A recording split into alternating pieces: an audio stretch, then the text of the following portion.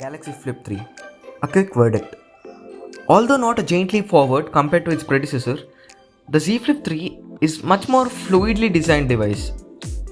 With that front screen now being beautifully integrated, it's the best flip phone we've seen till date. Sorry Motorizer. And with the price tag to tackle normal flagships head on, it will certainly turn some minds around despite a few inevitable compromises that are a part and parcel of foldable devices. It is known for its larger screen. It is better looking and more neatly integrated now. The tidiest flip phone design of any maker till the date. It has plenty of power and sturdy software. Things I don't like in the Flip 3 is it is largely similar to its predecessor. The screen coating is unavoidably reflective and ongoing crease issues remain. No under panel camera as seen in Z Fold 3. Actually there is a under panel camera, but it is not that invisible, you can actually see it. The history of flip phones is extensive. Dating back almost 2 decades when Motorola launched its iconic Razr V3 in 2004, since then the company has capitalized on that classic design with a reimagined folding screen, which arrived 15 years later in 2019. In the short period since then, there's been a competition looking to gain on Motorola's weakness, with Samsung Galaxy Z Flip a clear contender. The latest iteration of which, the Z Flip 3, is the first foldable to offer certified waterproofing while upping the ante when it comes to the screen tech. Amping up its IPL further, the Z Flip 3 is cheaper than its predecessor. Although, let's be clear, it might start at 85 to 90k.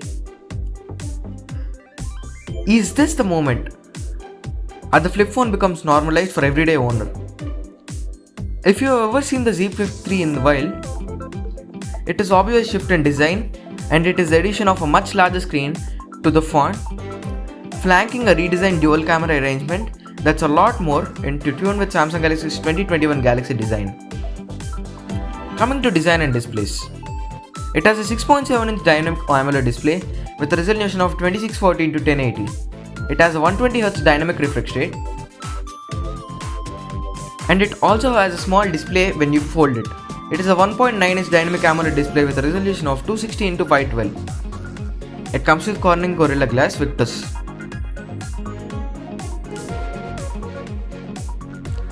The small screen is also much better integrated into the design. As that whole section of the plane is raised and glossy, you can't really see that screen at all when it's not active. Double tap it however and it will show your latest notifications in an instant. Before fading down to off, if you don't continue to interact, it's a sick looking implementation. Performance. It has Snapdragon 888 with 8GB of RAM, 128 or 250GB storage, and it comes with 4500 mAh battery. Actually, its battery capacity, it is rumored to be 4500 mAh, but it only has a 3300 mAh battery. Coming to camera, it has dual rear camera with a 12 megapixel camera with one f1.8 aperture, dual pixel autofocus, optical stabilization, and it has a wide angle lens of 12 megapixel with f2.2 aperture, and it has a front camera of 10 megapixel with f2.4 aperture. The first impressions. Although Z Flip 3 isn't a giant leap forward compared to its predecessor, it's a much more fluidly designed device, and the best flip phone we've seen till date. Although it's still pricey, it's a lot more affordable than its predecessor was at launch. Closing in on that almost triple figure starting prices, placing it at some ballpark as other normal flagship devices, that's a big step in making such foldable screen technology more accessible. Whether that's enough to really lure punters in, however, in another matter, as the Z Flip 3 has a fairly small battery capacity. The screen still suffers reflections given it's a plastic coating, while simply not all want or see the benefit of dual screen device.